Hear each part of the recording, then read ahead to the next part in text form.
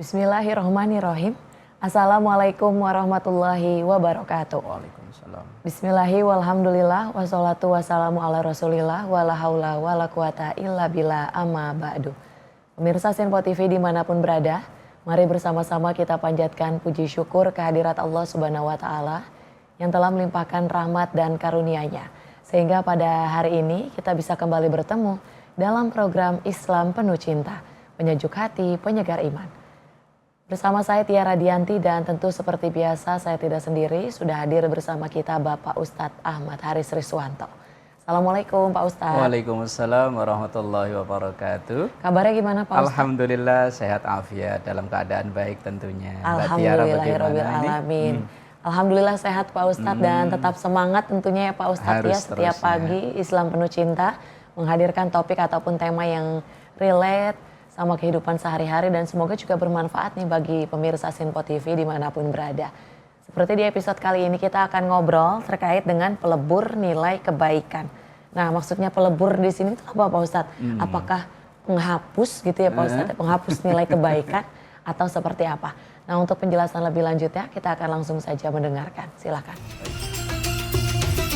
Assalamualaikum warahmatullahi wabarakatuh. Waalaikumsalam warahmatullahi wabarakatuh. Alhamdulillahi wahdah. Wassalatu wassalamu ala rasulillah Sayyidina wa maulana Muhammad ibn Abdillah wa ala alihi wa ashabihi wa man tabi'a rusydah amma ba'dah. Saudaraku pemirsa Senpo TV dimanapun berada, Mbak Tiara, alhamdulillah memuji dan bersyukur kepada Allah, berselawat pada Rasulullah dan semoga kita umat yang memperoleh syafaatnya di yaumil akhir nanti. Amin ya rabbal alamin. Pada kesempatan kita yang berbahagia ini akan berbicara tentang pelebur nilai kebaikan atau yang menghanguskan nilai-nilai kebaikan kita. Dalam Islam itu ada konsep namanya roja dan khauf. Roja itu adalah pengharapan kita nilai kebaikan kita ini diterima oleh Allah. Lah sebaliknya lawan katanya ada namanya khauf. Khauf itu rasa kekhawatiran, ketakutan bahwa amal kita ini tidak diterima oleh Allah. Atau amal yang sudah kita lakukan sekian lama, sekian waktu, karena ada perilaku tertentu, akhirnya nilai dari kebaikan amaliyah kita ini dihapus oleh Allah Subhanahu wa Ta'ala. Ibarat kita mengumpulkan data, mengetik data satu persatu, ketika udah terkumpul kok tiba-tiba terdelete, apa yang terjadi? Nah, itulah yang kita bahas pada kesempatan pagi subuh berbahagia ini. Di antara kekhawatiran kita adalah tertolaknya atau bahkan terhapusnya amaliyah kita. Ini juga dijelaskan dalam Al-Quran, dalam surah Al-Mu'minun ayat yang ke-60. Walladzina yu'tuna ma ataw wa qulubuhum wajilah annahum ila rabbihim raji'un.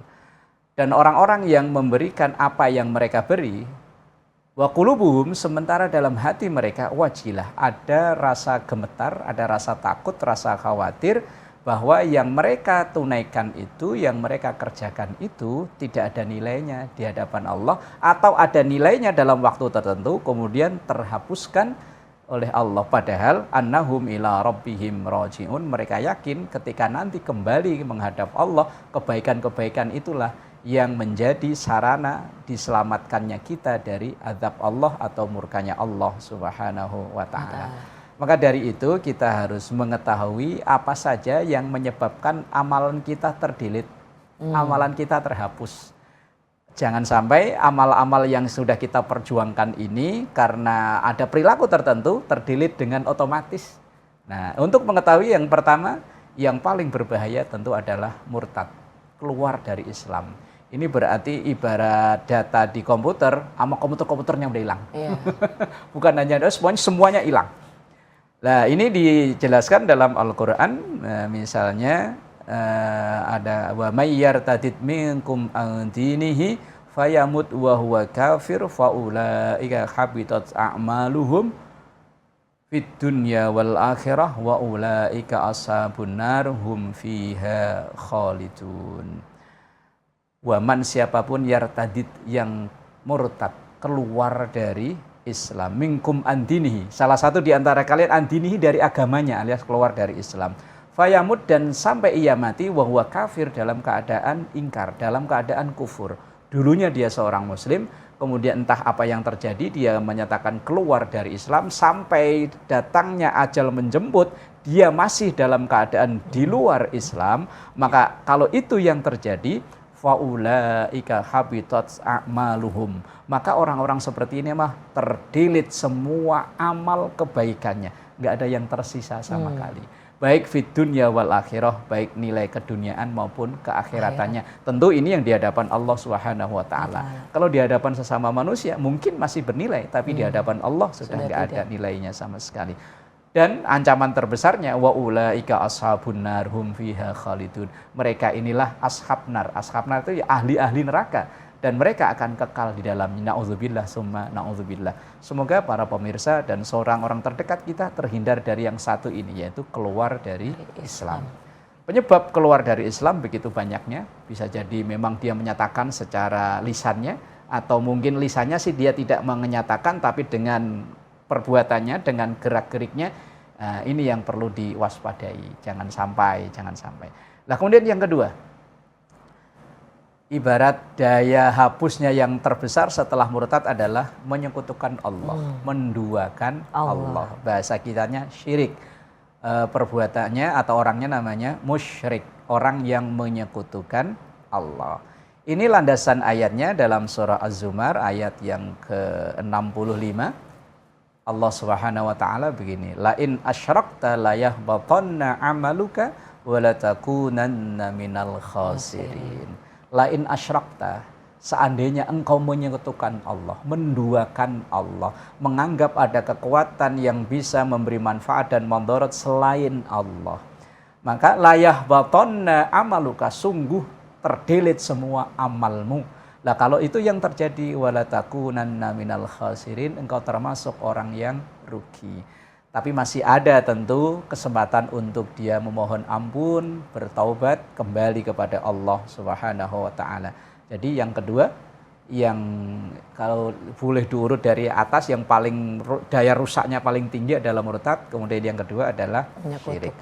Kemudian yang ketiga, ini mungkin kita tidak syirik, tidak murtad juga tidak, masih dalam keislaman, tetapi ketika amal itu kita berikan kepada orang lain, atau berbentuk jasa atau berbentuk benda, kemudian di lain waktu kita ungkit-ungkit.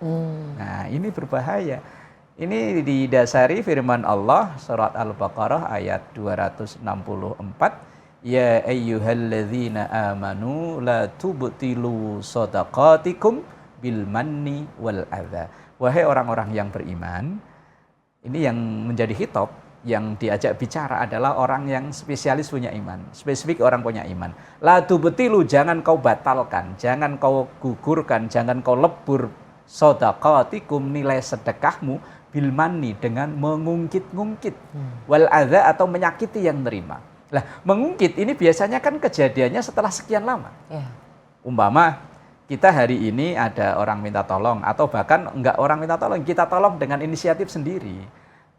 Nah, kemudian lain hari orang yang kita tolong itu ibarat peribahasa air susu dibalas air tuba. Nolongin anjing kecepit. Kita tolong malah kita yang digigit. Lah, biasanya ketika orang menolong tapi dibalas dengan yang tidak baik, dia akan mengungkit-ungkit pertolongan itu. Walaupun itu mungkin berupa jasa, mungkin ya, mohon maaf, ketika ada orang yang anaknya baru lulus kuliah, belum ada kerjaan, kemudian kita kasih tahu, Mas, Bu, itu loh di situ ada kerjaan, siapa tahu. Nah, kok kemudian lain hari ternyata orang yang kita tolong itu malah nikung dari belakang, itu memang rata-rata adalah mengungkit-ungkit. Nah, ketika dia mengungkit-ungkit itu, segala kebaikan amaliah yang kita salurkan ke orang tersebut, walaupun hanya berupa jasa, nilai kebaikannya semuanya tiba-tiba hangus. Dan ini sering terjadi, Mbak Tiara. Dan pernah ada contoh kasus. Ada anak dari rantau, dari kampung, lulus kuliah, belum ada pekerjaan, akhirnya ditampung sama saudaranya di Jakarta. Tentu tempat tinggal difasilitasi, makan minum difasilitasi, kalau perlu ya kerjaan dicariin sama orang yang ditumpangi itu.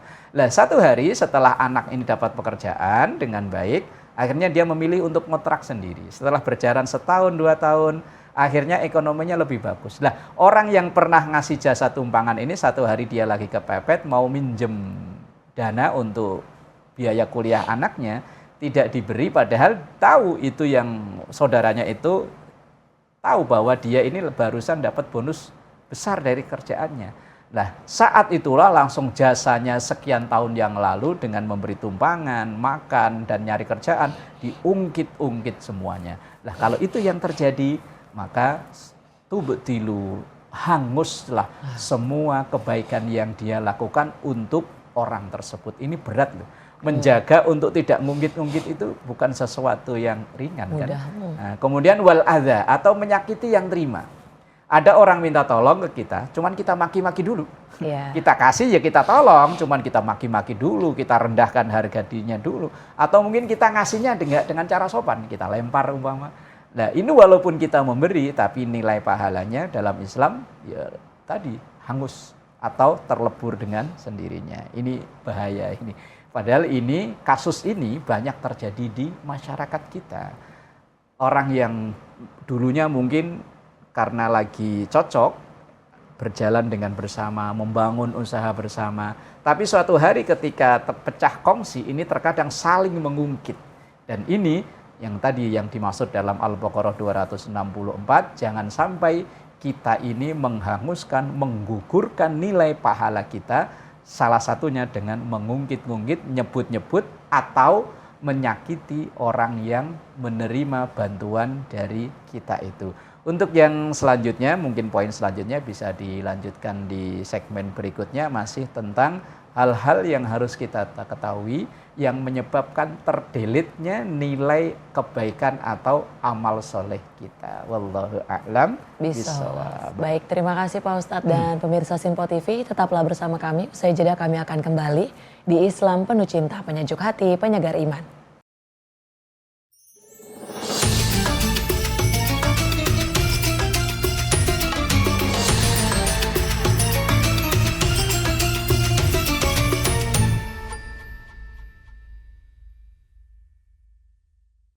Alhamdulillahirrabbilalamin, Anda kembali menyaksikan Islam Penuh Cinta, Penyejuk Hati, Penyegar Iman. Masih bersama saya Tiara Dianti dan tentu bersama Bapak Ustadz Ahmad Haris Rizwanto. Di mana di segmen awal tadi sudah disampaikan terkait dengan definisi dari pelebur nilai kebaikan, yaitu bisa juga disebut menghanguskan hal-hal yang bisa menghanguskan nilai kebaikan. Tadi sudah disebutkan beberapa di awal ya Pak Ustadz ya, mulai dari keluar dari Islam. Ini bukan hanya kalau ibarat komputer, PC atau CPU, kan hanya datanya saja yang hilang. Semuanya hilang, komputernya hilang, CPU-nya hilang, mouse-nya hilang, keyboard-nya hilang, pokoknya. Semuanya hilang. Kemudian hal lainnya yang bisa melebur nilai kebaikan yaitu menyekutukan Allah. Dan selanjutnya yaitu mengungkit kebaikan yang sudah sebelumnya kita pernah perbuat ya Pak Ustadz. Dan menyakiti yang menerima. Nah, untuk apalagi sih hal-hal yang bisa melebur nilai kebaikan, kita akan langsung saja mendengarkan. Silakan. Baik. Saudaraku yang dimuliakan Allah, pemirsa Sinpo TV, juga Mbak Tiara, hal yang selanjutnya yang bisa mendilit amal soleh kita atau menghanguskan nilai amal kita yaitu orang yang berbuat beramal bukan karena Allah, tapi ada sesuatu yang lain yang berkenaan dengan murni keduniaannya. Misalnya dengan ia berbuat riya. Riya itu ia berbuat karena pengen ada yang lihat. Ya, pamer kalau bahasa sekarang pencitraan. Ya. Kemudian ada sum'ah. Sum'ah itu ia mau berbuat kalau ada yang mendengar. Nah, atau dalam bahasa lain ia menjalani sesuatu itu murni bukan karena Allah. Kalau masih menyelipkan asma Allah, menyelipkan Allah walaupun ada niat keduniaan, di situ masih ada nilai keikhlasan walaupun di level yang terakhir. Kalau dalam bahasa lain, ikhlas itu kan ada beberapa level. Level tertinggi yang dituju hanya Allah. Level yang kedua yaitu orang yang lillahi ta'ala tapi masih ngarep urusan dunia, urusan akhiratnya. Yaitu pengen surga takut sama neraka. Yang ketiga, orang yang lillahi ta'ala tetapi dia masih berharap dalam masalah keduniaannya. Misalnya ketika ada orang yang mengamalkan satu bacaan tertentu, dia berharap rezekinya lancar, berharap diberi kesehatan, masih lillahi ta'ala, tetapi dia mengharap urusan dunianya. Ini masih level 3. Lah ketika orang yang berbuat sesuatu murni 100% bukan karena Allah, bukan karena Allah, maka walaupun dia berbuat ini dengan biaya yang tidak sedikit, maka sama sekali nggak ada nilainya di hadapan Allah Subhanahu wa Ta'ala. Dalam ayat yang begitu masyhur mungkin fawailul lil musallin alladzina hum an salatihim sahun alladzina hum yurauna wa yamna'unal ma'un. Orangnya sholat ya sholat, membantu orang ya membantu, cuman mereka itu yuraun. Yuraun itu ia berbuat kalau ada yang lihat. Kalau nggak ada yang lihat nggak mau berbuat.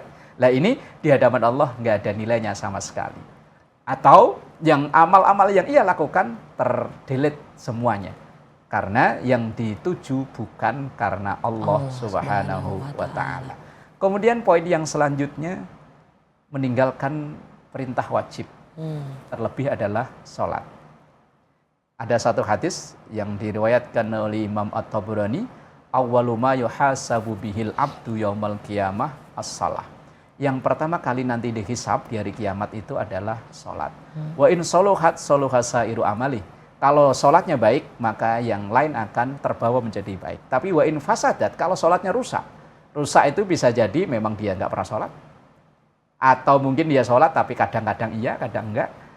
Nah, orang wa in fasadat sairu amali, kalau sholatnya rusak, maka amal yang lain ya ikut rusak. Dalam bahasa lain, kalau sholatnya terdelete, maka yang lain ikut terdelete. Karena ini adalah passwordnya, kunci utamanya. Ibarat amal itu berada dalam satu database besar, passwordnya itu di sholat. Nah, kalau sholatnya ini udah hancur, udah kita nggak tahu passwordnya apa, bagaimana akan masuk ke database dari amaliyah kita itu. Makanya sholat.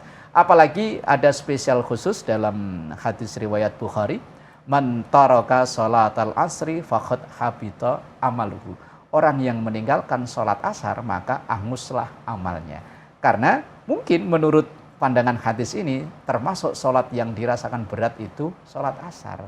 Karena terkadang ketika jam kerja udah selesai, kok dia nggak langsung sholat, pulang nanti sholat di rumah. Lah iya kalau di jalan lancar, kalau macet. Kadang begitu macet, nyampe rumah udah badan capek, malah udah mau maghrib, kadang maghribnya ya entar-entar, kadang asarnya ini yang tertinggal. Rasulullah itu bagaimana menggambarkan kondisi umatnya nanti akhir zaman yang mobilitasnya tinggi luar biasa.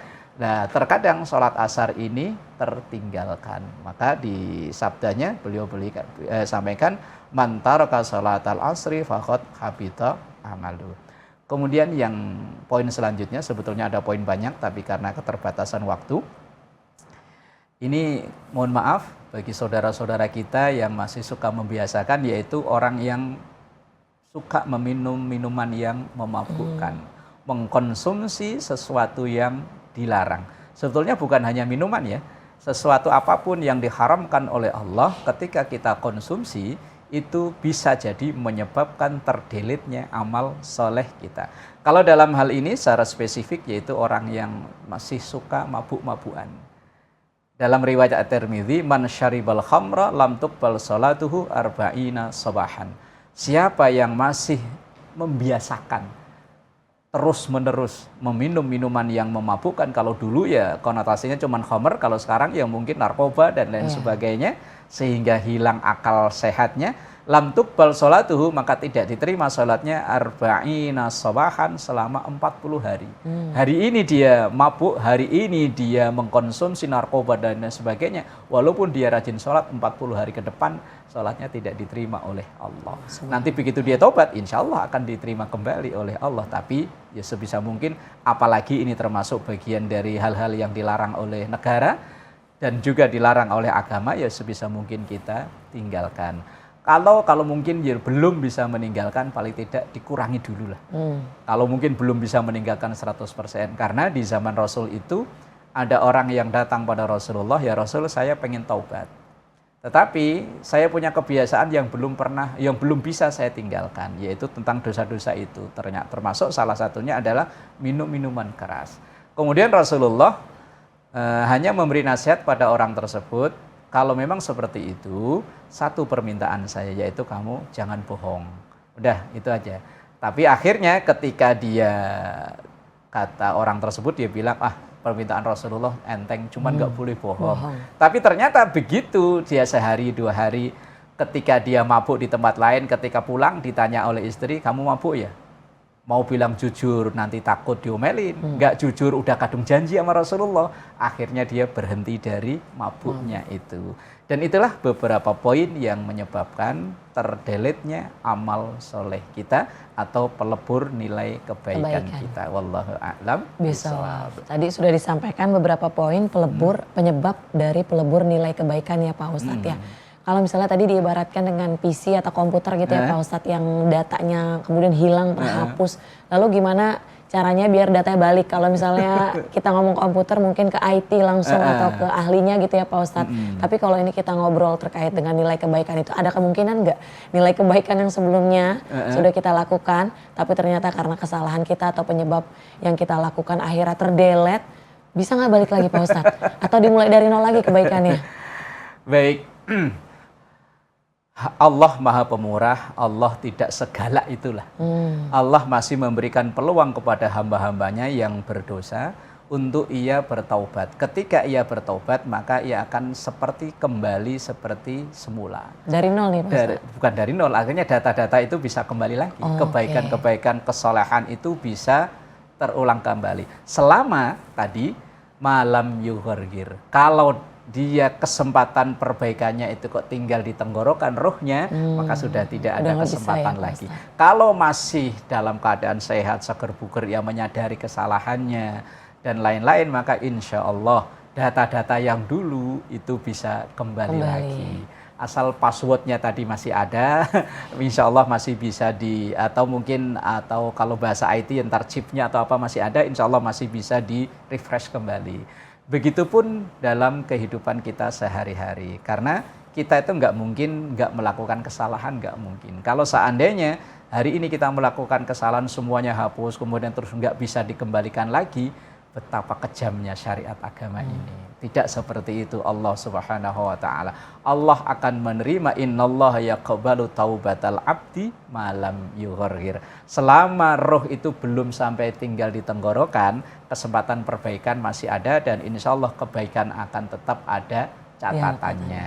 Dan catatan kebaikan di Raqib Atid itu insya Allah masih ada. Wallahu a'lam bishawab. Tadi disebutkan salah satu penyebab pelebur kebaikan adalah dengan mengungkit kebaikan.